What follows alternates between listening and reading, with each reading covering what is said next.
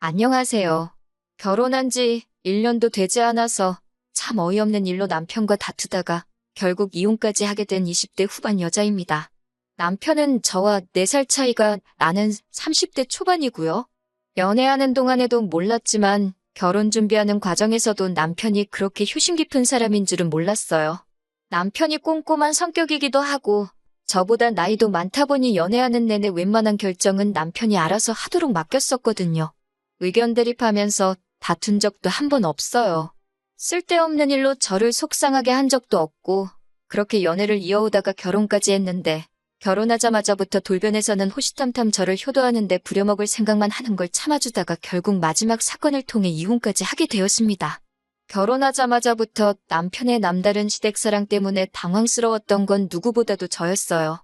차라리 결혼하기 전부터 시가족들이 제일 먼저다 하는 모습을 보여줬다면 이렇게 놀라지도 않았을 테고 애초에 결혼하는 것도 다시 생각해봤을 것 같네요. 신혼여행지에서부터 보여준 모습이 적잖이 실망스러웠습니다. 처음부터는 저도 그렇게 화가 나지는 않았어요. 처음에 호텔방에 짐 풀면서 저는 가장 먼저 방 안에서 보이는 이국적인 풍경이 너무 아름답다고 했거든요. 남편도 비슷한 반응이기는 했는데 우리 엄마도 같이 오셨으면 좋았겠다 하는 거예요. 그게 잘못된 말은 아니에요. 당연히 그렇게 생각할 수 있고 그 말을 들었을 때는 그렇게 서운하지도 않았습니다. 저도 남편 말에 그렇다고 동의를 해줬고 친정 부모님도 오셨으면 좋았겠다 싶기도 했거든요. 당연히 좋은데 왔으면 부모님 생각이 날 수도 있는 법이죠. 그런데 그 정도가 너무 지나치더라고요. 밥을 먹으러 나가도 구경을 하러 나가도 말끝마다 우리 엄마도 이런 거 좀 드셔보고 보러 다니셨으면 좋았네 어쩌네 하면서 정말 신혼여행 다니는 내내 엄마 찾으면서 같이 왔으면 좋겠다는 말을 내내 하고 다닌 거예요. 처음에는 그래 맞장구 쳐주다가도 다른 것도 아니고 신혼여행으로 온 여행지에서 그런 말만 계속하면서 초치고 있는 남편이 점점 짜증이 나기 시작했어요. 잠깐 쇼핑을 하러 가면 신혼집에 소품으로 쓸만한 기념품을 고르고 있는데도 남편은 이것 집었다가 저것 집었다가 하면서 우리 엄마 이런 거 사다 주면 좋아하실 텐데 이러고 있었다니까요. 신혼여행지에서 빈손으로 돌아갈 것도 아니고 양가 부모님 선물은 신혼여행 마지막 날에 아울렛에 가서 쇼핑하는 일정이 있었기에 그때 살 거라고 말을 해줘도 저랑 같이 물건을 볼 생각은 눈꼽만치도 없어 보였습니다. 그저 어머님 취향 찾는 데에만 혈안이 되어 있었어요. 솔직히 그런 모습 보니까 신혼여행지에서부터 이거 결혼 완전 잘못한 거 아닌가 싶었어요. 결혼을 한 게 아니라 어머님 품에서 아들 뺏어온 건가 싶었습니다. 그런데 정말로 신혼여행 후에는 남편한테 확실히 한마디 해야겠다는 생각이 들 정도로 큰일이 생겼어요. 예정대로 양가 부모님께 드릴 선물을 사러 아울렛에 왔습니다. 한국이랑 다르게 명품들이 그냥 일반 매대에 덩그러니 걸려있더라고요. 도난방지택이 달려있기는 했는데 그래도 명품인데 흠집나는 게 걱정되지도 않나 싶을 정도로 마구잡이로 진열을 해놨더라고요. 아무튼 예산 안에서 최대한 좋은 선물, 그러니까 너무 싸지도 않고 퀄리티도 괜찮은 물건 건지려고 여기저기 돌아다니면서 정말 열심히 쇼핑을 하고 있었습니다. 그런데 남편이 저보고 잠깐 와보라면서 이거 우리 엄마 사주면 어떠냐며 시어머니 드릴 물건이라고 보여주더라고요. 어이가 없는 게 아울렛인데도 불구하고 가격이 400만 원이 넘는 가방이었습니다. 자기가 이것저것 다 들춰본 결과 이것보다 비싼 것은 없었다고 하는 거예요. 남편한테 우리 예산이 지금 얼마인지나 알기나 하냐고 이거 어머님 사드리면 친정부모님은 물론 아버님 선물도 아무것도 못 산다고 말해줬어요. 그러니 남편이 하는 말이 우리 아버지 선물은 열쇠고리 같은 기념품이면 된다고 하면서 대수롭지 않게 넘겨버리는 거 아니겠어요? 친정부모님 거도 포함된 예산이라고 말하지 않았느냐고 하니 친정부모님 걸 왜 사냐는 듯한 반응을 보이더라고요. 결혼할 때 우리 집에서 돈을 더 많이 했으니 당연히 장인장모님은 포기를 하시는 게 맞다는 식으로 말을 하더라고요. 남편의 그 한마디 덕분에 첫 부부싸움을 신혼여행지에서 하게 되었어요. 사실 남편 계산법도 웃긴 게 당장 결혼할 땐 남편과 시부모님이 해온 게 1억입니다. 전세금 맞춘다고 저와 친정에서 3천을 했고요. 남편은 전세금만 계산을 하고 저런 소리를 하는 거였어요. 당연히 저희 쪽에서 혼수로 2,500을 했고 결혼 후에 타고 다닐 자동차 한 대 해주셨습니다. 그것만 합쳐도 이미 남편 쪽과 금액이 똑같아졌어요. 거기에 리모델링 한다고 2천만 원 정도를 더 지출했고 손 부끄럽다고 천정어머니께서 예단으로 이미 괜찮은 가방 하나 보내드렸어요. 하나하나 콕콕 집어서 남편한테 다시 설명해줬어요. 계산이 이런데도 아직 그딴 소리가 나오냐 싶었는데 남편은 어이가 없게도 자동차는 우리가 둘 다 타고 다닐 거니까 계산을 하면 안 된다는 말도 안 되는 헛소리를 하는 겁니다. 그럼 집에서는 우리 둘 다 같이 사는 거 아니냐고, 그러면 집도 계산하면 안 되는 거 아니냐고 했더니 문혼리로 집이랑 차가 같냐고 하면서 성질을 팍 내더라고요. 결국 본전도 못 찾고 선물은 제가 양가 어르신들께서 오래오래 잘 쓰실 만한 걸로 하나씩 골라 같은 금액대에 선물을 해드렸습니다. 아무튼 신혼여행지에서 이런 일이 있다 보니 저도 걱정이 되더라고요. 돌아오는 비행기에서도 고민을 많이 했어요. 아니나 다를까 귀국을 해서도 난리를 치더라고요. 신혼여행에서 돌아온 게 토요일 저녁이었습니다. 선물 살 때는 자기가 고른 거 안 사고 싸구려를 샀다면서 그렇게 싫어하더니 다음날 아침이 되니까 빨리 시댁에 가자고 하는 거예요. 아직 몇 억도 안 풀린 상태고 저나 남편이나 곧바로 다음날 출근을 해야 했었거든요. 양가 부모님께는 이미 전날에 도착했다고 잘 다녀왔다고 말씀드리고 그 다음 주쯤에 인사드리러 찾아뵙겠다고 미리 연락을 드린 상황이었는데도 선물을 빨리 드리고 싶다면서 시댁만이라도 먼저 다녀오자고 우기는 거예요. 그때 남편하고는 확실하게 단판을 짓지 않으면 안 되겠다는 생각이 들었어요. 오직 시댁, 특히 시어머니만을 위한 저 억지를 있는 대로 받아줬다가는 분명히 엄청난 부메랑이 돼서 저한테 돌아올 것을 알고 있었기 때문입니다. 한시 바삐 시댁에 가자는 남편을 불러서는 조곤조곤히 이야기를 했어요. 아직 우리 혼인신고도 올리지 않았다. 당신을 위해 시댁을 가주는 거 어렵지 않지만 여행지에서 보였던 모습과 지금 이 모습을 보니 지금 당장 혼인신고를 올리면 안 된다는 생각밖에 들지 않는다고. 그래도 기어이 시댁에 가야겠다면 말리지 않겠다고 대신 혼자 다녀오라고 했습니다. 그래도 눈치는 있는 건지 제가 심기가 많이 불편하다는 걸 깨달은 남편은 시댁에 가자고 더 조르지는 않더라고요. 그 뒤로부터 드디어 남편이 제 눈치를 보기 시작했어요. 그래서 저도 일단은 혼인신고는 좀 더 같이 살아보고 지켜본 뒤에 해야겠다는 생각이 들었습니다. 그나마 다행인 건 남편이 그런 게 어딨냐고 좀 투덜거리기는 했지만 제 의사를 존중해줬다는 거예요.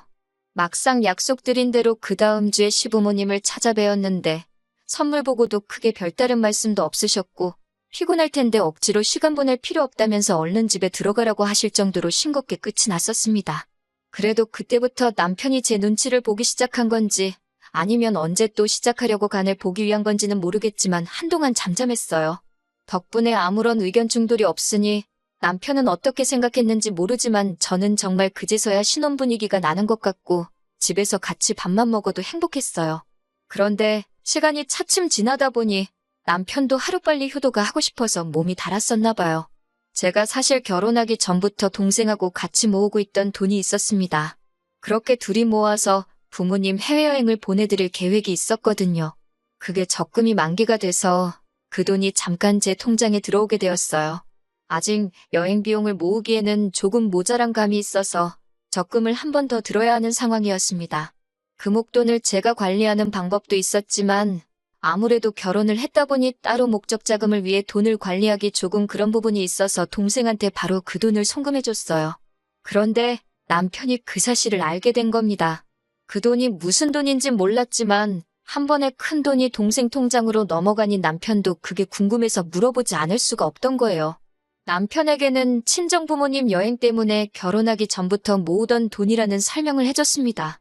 그러자 남편은 우리 엄마는 해외는커녕 그 흔한 제주도도 한번 가보신 적 없다면서 자기도 시부모님 여행을 보내드리고 싶다는 거예요. 저야 결혼하기 전부터 몇 년 동안 모은 돈이니 그럼 지금부터라도 용돈에서 일부 빼가지고 모으라고 했습니다. 그랬더니 또 그게 불공평하다는 겁니다. 자기 용돈에서 얼마를 뺀다고 두 분 여행 보내드릴 돈이 모이겠냐고요? 그렇게는 억울해서 못하겠다면서 제가 저희 부모님 여행을 보내드릴 거면 자기도 자기 비상금을 열어서 부모님 제주도 관광이라도 시켜드려야겠다는 겁니다. 여행을 보내드린다는 말보다 결혼한 지 얼마나 됐다고 벌써부터 딴 통장 만들어서 비상금을 굴리고 있는지 어이가 없었어요. 비상금 통장이라니 뭔 소리냐 했더니 아뿔싸 싶은 표정을 짓더니 그런 게 있다고 하더라고요. 남자가 사회생활 하다 보면 돈 필요할 곳이 있지 않겠냐면서 결혼하기 전에 만들어둔 통장이라고요. 그래서 그 통장을 가져와 보라 했습니다. 통장 안에는 떡하니 1,000만 원이 들어있더군요. 결혼할 때 솔직히 남편이 모아둔 돈이 많았던 것도 아니고 그렇게 넉넉하게 가져온 편이 아닌데다가 솔직히 저희 쪽에서 결혼할 때 조금 더 한 느낌이었는데 애초에 1,000만 원을 꽁쳐두고 자기가 쓰고 싶은데 쓰려고 했다니 어이가 없었어요. 남편은 임기응변이라고 사실 비상금이 아니라 자기도 결혼하기 전부터 부모님 여행 보내드리려고 모아놓은 돈이라고 말을 바꾸더군요. 상황이 어땠든 저 또한 남편 입장에서 제가 남편 모르게 부모님 여행 보내드릴 목돈을 가지고 있던 걸 보여준 거나 마찬가지였으니 비상금으로 생각하고 있다는 건 확실하지만 길게 더 말하지 않기로 했어요. 차라리 그 돈을 허튼 데 쓰는 것보다 시부모님 여행이나 보내드리면 그 편이 더 낫다고 생각을 했습니다. 남편은 또 제 기분 풀어준답시고 해외여행 가봐야 피자 한 쪽만 드셔도 김치를 찾으시는 분들인데 뭐가 재미있겠냐고 그 돈으로 국내 여행을 보내드리겠다 하면서 기분으로 저도 같이 데려가준다고 하는 겁니다. 진짜 듣기에도 딱 싫었어요.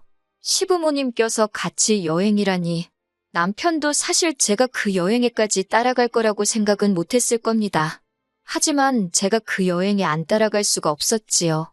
남편이 해외여행이라 말한 걸 국내 여행으로 바꿨다는 건 그만큼 여행 경비를 아끼겠다는 말이나 마찬가지잖아요.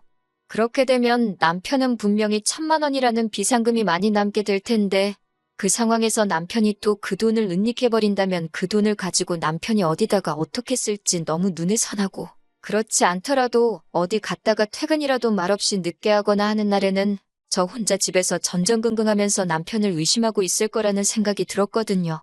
그래서 결국 울며 겨자 먹기로 그 여행을 따라가게 되었습니다. 신혼여행 때문에 얼마 남지도 않은 연차를 써서 주말을 끼고 4박 5일 여행을 다녀오기로 했어요. 그리고 여행지에서 벌어진 일 때문에 저는 결국 남편과 이혼을 결심하게 되었습니다. 남편 말대로 시부모님께서 특히 시어머니께서는 결혼 후에 어디 한번 제대로 놀러 가보신 적이 없던 것 같아요. 비행기도 처음 타보신다고 하고 이렇게 나오는 게 처음이라고 하더라고요. 그래서 많이 신이 나 보이셨습니다. 저렇게 좋아하시니 과정이 어떻게 되었든 차라리 잘 되었다 생각하고 저도 따라온 김에 마음 비우고 재미있게 놀다 올 생각이었어요. 그런데 도착하자마자 남편이 저한테 이제 어디로 가냐고 물어보는 겁니다. 알고 보니 남편은 비행기랑 숙소만 예약해놓고 일정은 하나도 알아보지 않았더라고요. 왜 안 했냐니까 그런 건 당연히 제가 알아봐야 하는 거 아니냐고 하는 겁니다. 시부모님이 계시니 크게는 말 못하고 당신 부모님 효도 관광을 왜 내가 알아봐야 하냐고 작은 목소리로 따졌어요. 그러니 남편이 그런 건 보통 여자가 알아봐야 한다면서 아무것도 안 알아보고 몸만 따라온 거냐면서 아주 식충이만도 못하다고 하더라고요. 어떻게 몸만 따라올 수 있냐고 하면서 말이죠. 그렇다고 남편이 뾰족한 수가 있어 보이지가 않아서 급한 대로 제가 인터넷에 검색해서 맛집부터 찾아 식사를 먼저 했네요. 그래도 어머님이 기뻐 보이시니 그냥 그런 대로 분위기 맞춰가며 참아보기로 했어요. 어머님도 오랜만에 나오셔서 좋은지 아버님이 아니라 남편을 이리저리 붙들고 다니시면서 여기 좀 봐라, 저기 좀 봐라 하면서 너무 좋아하시더라고요. 그래도 또 며느리라고 제가 어머님 수발들며 여행지에서 따라다니고 해야 할 줄 알았는데 아들만 저렇게 찾으시니 그 점은 편했습니다. 그런데 점점 그게 너무 지나치다 싶을 정도였어요. 어딜 가다가 사라져서 찾아보면 둘이서 사진 찍느라 신나고 레저 같은 거 하러 갈 때도 둘이서 짝지어서 다니고 누가 보면 아들하고 둘이서 놀러 온 줄 알겠다 싶을 정도로 저나 아버님은 안중에도 없고 둘이서만 신이 난 거예요. 어머님이 처음 여행을 와서 좋아하시는 건 저도 기뻤지만 사실 아들이 부모님 생각에 여행을 보내드리려 돈을 모은 게 아니라 어디 허튼 데 쓰려고 숨겨둔 돈을 알아내 결국 제 덕분에 여행을 오신 거나 마찬가지인데도 어머님은 계속 아들이 최고다, 아들 덕분에 내가 이런 데도 다 와본다 하면서 아들 고마워, 아들 고마워만 연신 외치고 계셨어요. 기분 좋게 계시는 걸 망치고 싶지는 않아서 저도 참고 있었고 사실 저는 여행 다니면서 다음에는 어딜 다녀와야 하나 핸드폰으로 가이드 노릇하느라 그런 거 신경 쓸 겨를도 없었습니다. 첫날 숙소에 와서도 저는 아주 어디 구경해야 되나 알아보고 그러느라 아주 녹초가 되어 있는데 남편은 저한테 고맙다는 말도 없이 어머님하고 야식 먹으러 간다고 나가서는 들어오지도 않더라고요. 결국 첫날에는 잠도 혼자 자야 했습니다. 둘째 날도 똑같이 제가 짜놓은 계획대로 움직이게 되었고 어쨌든 다들 즐거워하는 분위기라 대충 참기로 했는데 점심 식사 마치고 잠깐 숙소로 돌아오니 어머님께서 제게 꺼내신 말이 아주 가관이었네요. 저보고 오늘부터는 어머님하고 제가 서로 방을 바꿔서 자자는 겁니다. 오랜만에 아들하고 자고 싶다고요. 웬만해서는 저처럼 분위기 맞춰주고 힘들어하시던 아버님도 그 말에는 눈이 휘둥그레지셔서는 그게 무슨 말이냐 하더라고요. 어머님은 아무렇지도 않게 방에 침대도 2개인데 오랜만에 아들하고 오붓하게 시간 좀 보내려고 하는데 뭐가 문제냐라는 식으로 나오시더라고요. 그래서 제가 어머님한테 그래도 제가 아버님하고 같은 방에서 자는 건 조금 그렇지 않냐고 했더니 남편이 불편하기는 뭐가 불편하냐고 가족끼리인데 너 지금 무슨 생각을 하고 있냐 하는 겁니다. 그러면서 한다는 말이 저는 친정아버지랑 같은 방 쓰는 것도 불편하냐고 물어보는 거예요. 남편에게 그러면 당신은 나중에 우리 엄마랑 둘이서 같은 방을 쓸 수 있겠냐고 물어보니 자기는 가족끼리니까 아무런 문제가 없다는 겁니다. 자꾸 저보고 이상한 상상하지 말고 어머님이 시키는 대로 하자는 거예요. 저는 끝까지 미쳤냐고 그렇게는 못하겠다고 했습니다. 그러더니 남편이 씩씩대면서 저를 한쪽으로 불러내더니 진짜 여기까지 와서 그래야겠냐고 하면서 자기 엄마 기분 좀 맞춰주라고 하는 겁니다. 여행 계획도 다 짜주고 있지 않냐. 여기서 뭘 더 어떻게 맞춰줘야 하겠냐니 남편이 그러면 얼른 프런트에 내려가서 제 돈 주고 방을 하나 더 잡으라고 하네요. 저 때문에 다 망쳐버리고 싶지 않다면서요. 그때 머릿속에서 뚝 소리가 나면서 제 인내심의 한계가 끊어지는 듯한 느낌이 들었습니다. 그 자리에서 다 뒤집어 엎어버리고 싶었는데 꼭 참고 알겠다고 말하고 내려왔어요. 프런트로 와서 방을 하나 더 잡아주는 대신에 저는 그 길로 렌트카 끌고 공항으로 가서 비행기표 끊고 혼자 집으로 돌아왔습니다. 저보고 지금 어디냐고 아주 전화기에 불이 날 정도로 연락을 하더군요. 전화로 사과라도 하려나 싶어서 미친 듯이 걸려오는 전화를 받으니 다짜고짜 저한테 욕부터 하기 시작하더군요. 그러면서 하는 말이 자기가 어머님을 챙기고 있으니 제가 아버님 좀 챙겨주면 좀 좋냐고 하면서 끝까지 자기가 무슨 잘못을 한 건지도 모르고 큰 소리를 치고 있더라고요. 그래서 여기까지가 끝이라고 했습니다. 어차피 혼인신고도 안 한 거 그냥 결혼 무르자고 했어요. 이깟 전셋집 필요도 없으니까 내 돈 2천만 원 들어간 것만 돌려달라고 했습니다. 차는 제 돈으로 샀으니 제가 가져갈 거고 혼수도 마침 저희 부모님 집 가정가구가 다 낡았는데 이참에 전부 다 가져가서 새 걸로 교체해드린다고 했어요. 예단으로 어머님한테 가방 드린 게 있으니 그건 도로 가져가지는 않겠지만 가정가구들 가져가면서 드는 이사 비용은 다 내라고 했습니다. 그렇게 안 하면 내가 이혼녀가 되는 한이 있더라도 내가 가진 모든 걸 털어서 사실혼 증명하고 이혼소송에서 위자료에 재산분할까지 싹 다 해서 가져갈 거라고요. 그렇게 전화를 끊으니 여행지에 있는 어머님도 아버님도 번갈아 가면서 전화를 거시면서 저한테 좋은 게 좋은 거 아니겠냐고 아들 좀 용서해달라 하시더군요. 어머님께는 남편이 어머님 생각하시면서 저런 게 한두 번이 아니라고 이미 눈 감아주기에는 너무 멀리 왔다 말씀드렸어요. 어머님과 저를 사이에 두고 남편한테 선택을 강요하는 악처가 되고 싶지도 않고 어머님으로부터 아들을 뺏어오고 싶지도 않으니 도로 돌려드리겠다고 했지요. 결국 지금은 다 정리가 돼서 제가 원하는 방식으로 남편과는 갈라서게 되었습니다. 남편은 보증금 때문에 나가지도 못하고 아무것도 없는 빈집만 두고 돈이 묶여있는 상태고 저는 말씀드린 대로 가정가구며 싹 다 가지고 친정으로 돌아와 살고 있어요. 차라리 결혼 전에 자기는 엄마 없으면 죽고 못 사는 그런 사람이라고 말해줬으면 결혼이라도 다시 생각해봤을 텐데 그걸 꽁꽁 숨긴 덕분에 이런 경험까지 다 해보네요. 그나마 혼인신고를 늦게 올린 건 신의 한 수라고 생각해요. 적어도 지옥 구렁텅이에서 더 깊게 빠져들지 않고 빠져나올 수 있었으니까요. 아직 저는 젊으니까 한동안은 다시 여유를 즐기며 살아가야겠습니다. 내년쯤에는 저희 부모님 모시고 해외에도 다녀올 계획이에요.